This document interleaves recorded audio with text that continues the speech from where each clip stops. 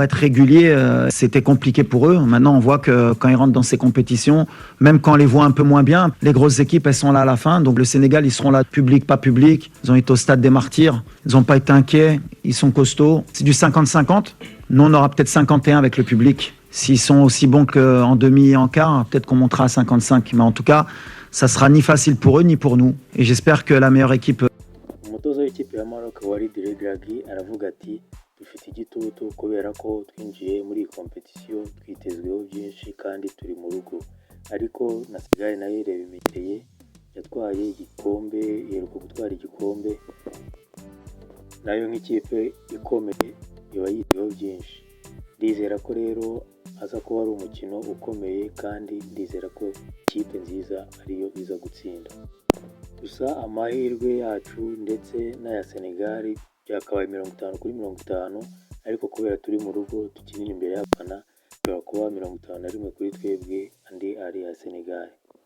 C'est l'estime de soi. Alors ils le prennent pour de l'arrogance. Moi, j'arrive avec mes principes, avec mon éducation, comment ma mère elle m'a élevé, mon père ils m'ont élevé, ils m'ont dit toujours crois en toi. C'est pas quelque chose qui m'empêche de travailler, d'avoir confiance en moi. Même si j'avais été sorti au premier tour, ça aurait pas empêché d'avoir l'estime de soi, de me dire que je suis un bon entraîneur. Parce que tout ce que j'ai fait avant, il y a personne qui va me l'effacer.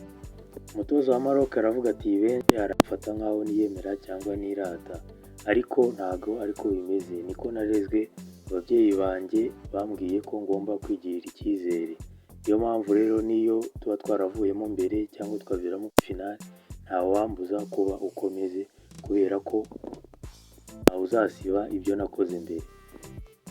Il y a toujours des risques aussi, donc c'est bien, ça me fait gagner encore 4 jours, donc je suis content et puis voilà, je serai opérationnel pour dimanche et je serai au service de l'équipe, donc je suis content et puis le plus important c'est que dimanche on soulève la coupe. Romain Sisi nubwo atari gukina niwe kapiteni w'ikipe ya Maroc akaba yaravunitse. Umunyamakuru ari kuganira n'umunyamakuru yavuze ati ndishimye nta kibazo mfite ubwo nari gukina icya mbere nuko ikipe itsinda kandi icya mbere kiruta ibindi nuko bizarangira duteruye igikombe. Comment il joue, comment il fonctionne, après on va suivre les consignes du coach et essayer de faire notre football comme d'habitude. C'est ma première fois depuis qu'on signe, j'ai jamais vu Mané, c'est ma première fois. Aujourd'hui je l'ai touché, c'est une chance pour moi. Voilà, j'aime Mané. On n'a pas parlé parce qu'on nous a pas laissé parler, ils ont bousculé, il est rentré. Je l'ai vu de près quand même. Très content, très fier. Vous avez vu les joueurs ou pas? Oui.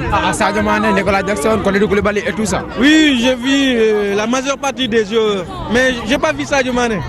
Mais quand même, on est très content de revoir le Maroc en finale et le Sénégal. Ce sont les deux frères, vraiment. Dimanche Sénégal, dimanche Maghreb. Umufana ati bwa mbere mbonye Sadio Mané amaso ku maso tinamubonye kabisa mbashe no kumukoraho ubanza ari amahirwe. Umudamu arabati badusunikaga ntabwo twabashije kubona undi nawe ati nabonye Mané nabonye Kalidou Koulibaly nabonye Nicolas Jackson ati ni ibintu byiza. Mais le meilleur joueur de l'histoire du football africain, c'est lui qui va débloquer. Africain de tous les temps, c'est comme un grand frère et j'essaie d'apprendre de lui chaque jour. Je pense que cette décision, il l'a pris à chaud et le pays n'est pas d'accord. Et moi, en tant que sélectionneur, je ne suis pas du tout d'accord. On aimerait le garder le plus longtemps possible. C'est un monument partout. Il représente l'Afrique, il représente le monde. C'est un exemple. Ce genre de personnes, on a besoin dans cette vie. Son humilité, son éducation et comment il mouille le maillot du Sénégal. Umutoza Pape Thiaw bamubaza kuba agiye gukina umukino we wa nyuma w'ikipe y'igihugu ya Senegal. Aravuga ati Sadio Mané ashobora kuba yarabivugishijwe n'amarangamutima ariko yaba igihugu yaba nanjye ntabwo twamwemerera tugomba kumugumana kubera ko ni impano ya Senegal. Uburyo akina mu kibuga yitangira igihugu, uburyo agenda, uburyo avuga ntabwo igihugu cyakwemera kumurekura. Nanjye ubwanjye nk'umutoza sinabyemera.